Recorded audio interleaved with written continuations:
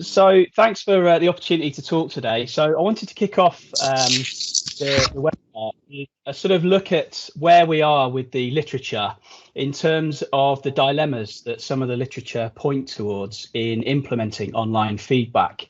So we'll start with the way that the literature conceives of technology enhanced feedback. And so if we think about some of the ways that key researchers in assessment and feedback have conceived of this, Collins is arguing for, in the top quote here, is that dialogic feedback with technology is probably the goal that we want to have, and the aim of facilitating students' self-monitoring of their own progress. And in recent months, we've had a new article that's come out around fostering students' internal feedback from David Nichol, and these sort of ideas are swimming around in sort of suggesting that there needs to be more that students do with feedback rather than it just being a transmission of comments.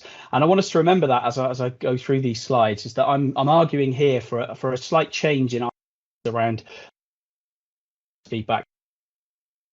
As you see in the second quote there, in 2010, Nichol was arguing that sometimes written feedback is quite one way. Students receive this, and it's sort of a burden on the educator to provide the student with the feedback, and there generally isn't a great deal of interaction if it's just being sort of shot out of a cannon towards them. And this is chiming with what Baird and Malloy have also argued around feedback on its own in terms of comments doesn't actually facilitate learning unless the student does something with it. So really it's the students enacting the feedback, and that's what I want to sort of look at as we move through today's talk.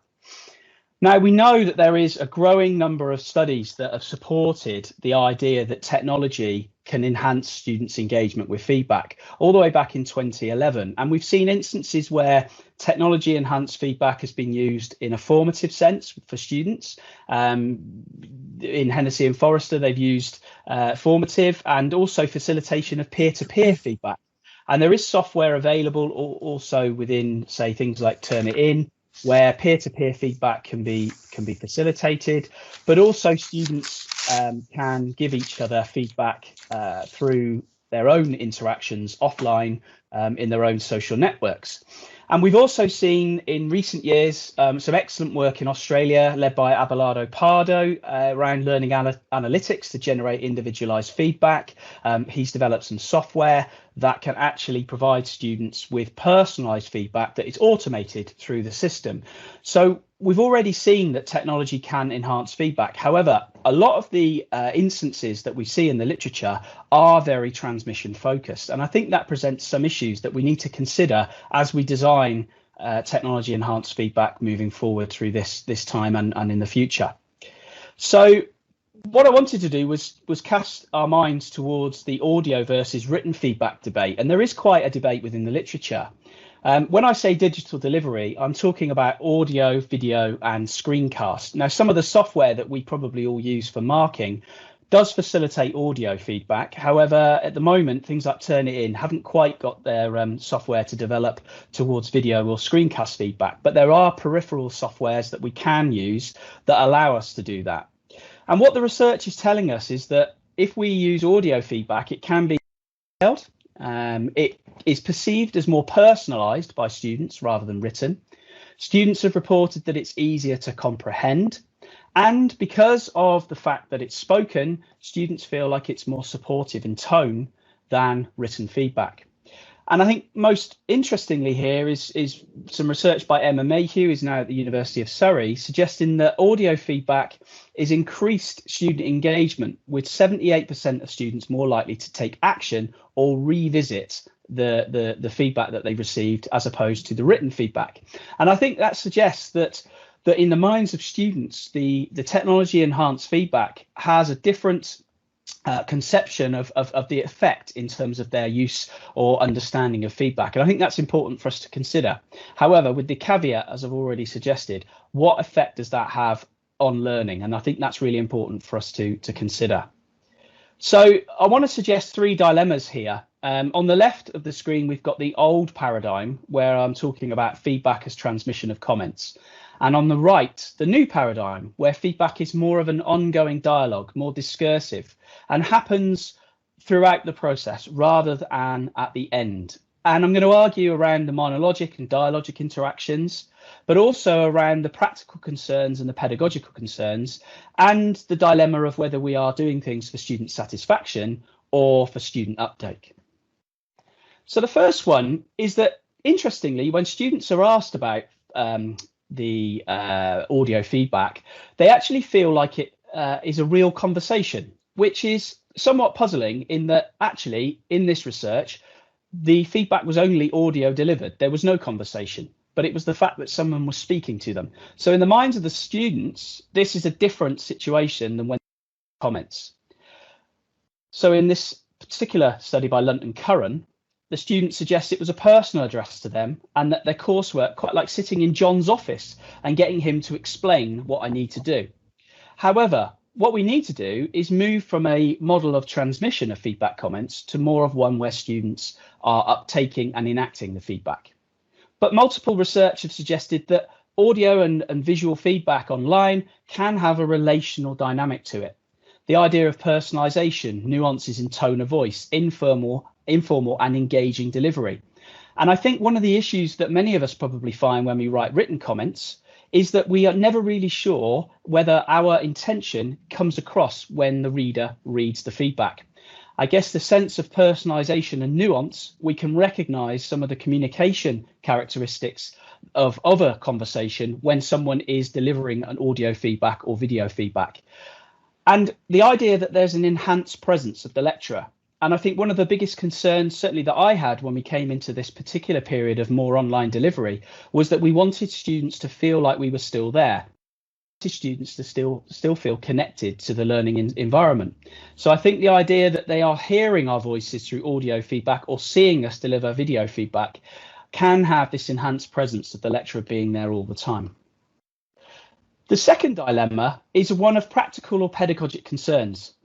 And I think whenever we move to any new technology or any new environment, there's often a worry that things will be hard and things will take longer to do. Now, there is a little bit of truth in that it does take a little bit of time to adapt. But what research is suggesting is that when you are speaking your feedback, you can generally speak in 1 minute what it would normally take you 6 minutes to write. So in terms of a practical adaptation, you can achieve more in a shorter period of time. Some of the advice around giving feedback, audio or video, is that actually rough and ready sometimes works. And if you spend lots of time editing it to get the best particular view or angle or sound quality, sometimes that actually might detract away from the quality of the feedback. So many markers would advocate doing this as they are marking the essay or piece of work on Turnitin, for example, through the software. And ICE has also argued that it's a time efficient way to provide feedback. So you are actually reading the work and giving the feedback as you're doing it, rather than some of the other research that's out there where the negative of this is staff are actually writing all their feedback and then actually audio delivering it, which is a problem. 2 minutes. Okay, thanks. But I still think there are issues around the transmission focus of the way that face-to-face suggests to students that they would have to go and seek further feedback. And I think this is a problem if students think that the audio feedback is the only thing that they need to do. So this idea of just sort of absorbing via osmosis. The last point is around student satisfaction. Some students will actively seek to avoid dialogue with lecturers because they feel uncomfortable or it's troublesome, the idea of challenge. And I think we want to try and move our students into uncomfortable zones, after all, if that's where learning happens. Meeting in person can be threatening to students' self-esteem. There's power imbalances. And I think we've seen instances of this, certainly from social media, about lecturers reflecting on the last 6 months, where students perhaps don't even put their cameras on, or you don't hear from them in seminars. But also students like or prefer it. They suggest that it's a better way of them getting feedback. So we have to ask ourselves the question, is likes what we want, or is it student learning? And finally, it's more congenial and less ominous to embrace oral formative feedback in an audio-visual feedback environment. Generally, students having that dialogue is a lot better for them to gain interaction with their peers, especially if they're only online and at a distance. So as a way forward, I think we need to think about a design stance on audio-visual feedback. There needs to be module or program design that creates opportunities for students to use feedback in subsequent assessments. So we need to think about the power that our audio feedback might have. Are there opportunities for feedback to land with students? Because the value of audio visual feedback, if there's no opportunity, is lost, and it just becomes transmission of comments at the end of assessments. We need to think about us having a supportive and approachable audio visual feedback mechanism.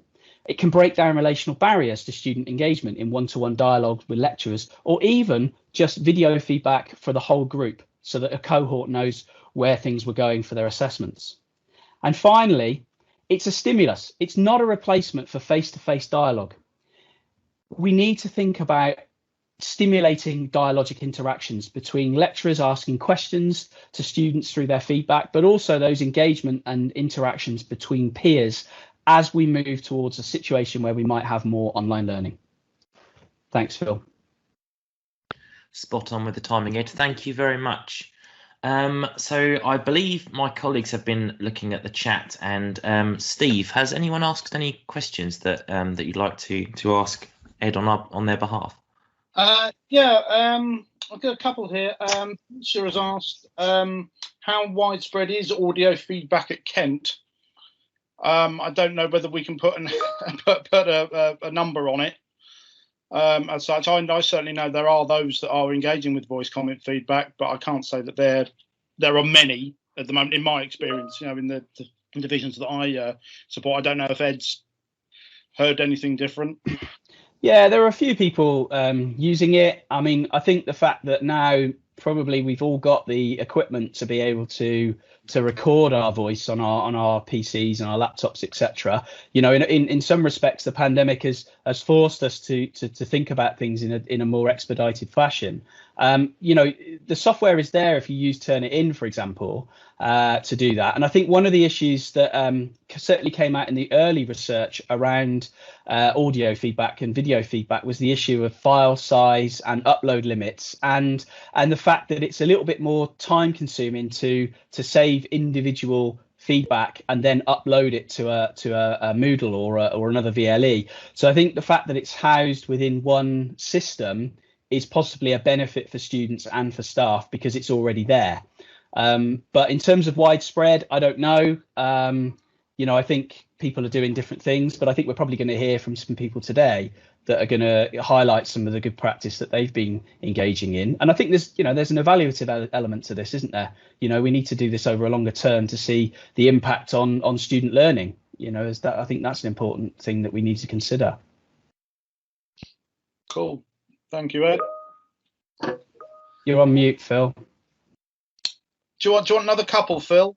Yeah, go for it. Yeah. Yeah. I've had one from Roberta here saying how audio may well have disadvantages for non-native speakers, and there may well be tutor fatigue, particularly if you've got a particularly large cohort, if you're recording all your feedback, and whether you've come across any methodologies that would overcome this.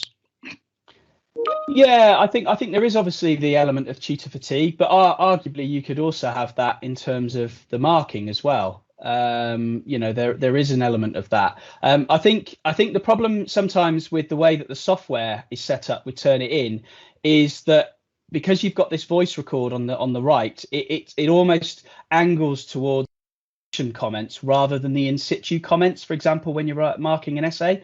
So I think, if that software was to be developed so it was more of a screencast, I think then the student can almost see where the lecturer's thinking as they're marking. And I think then actually that might be less of a fatigue element because you can almost mark in real time.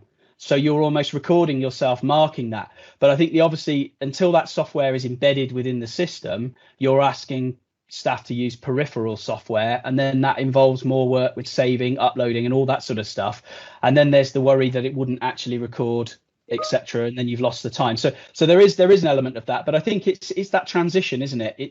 It's moving from something that you've formerly done to this new thing. And I think if we reflect on the process of moving from physical marking on scripts to electronic marking, we had all of those same concerns around fatigue and time and things, but obviously we are where we are, and this is just a sort of progression on from that, I guess.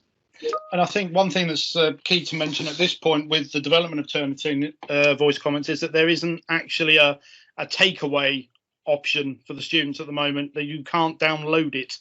No. At the moment, so it's still sort of embedded in the system. Again, but we've made noises to Turnitin in the past saying it'd be really good if there was some form of the students getting it down as an MP3, or for that reference element, because obviously it's there while they're engaging through Moodle to Turnitin, but then so if they wanted to revisit it at a later point. Yeah, I agree with you, Steve. However, what I would say is that a more active student would actually try and put that feedback into their own words and almost keep a feedback diary. So in that sense, they're not reliant on the audio, or they could in essence create their own audio diary. My PhD student's been doing that this year with her data collection, where students keep audio diaries of the feedback they've received and their reflections. And I think that's more of an active sense, because you're sort of action planning it. And I know there's software that's been developed by the University of Surrey and RM Results that actually allows you to embed that in a dashboard and a portfolio and that's a plug-in to Moodle, which we've got available at Kent.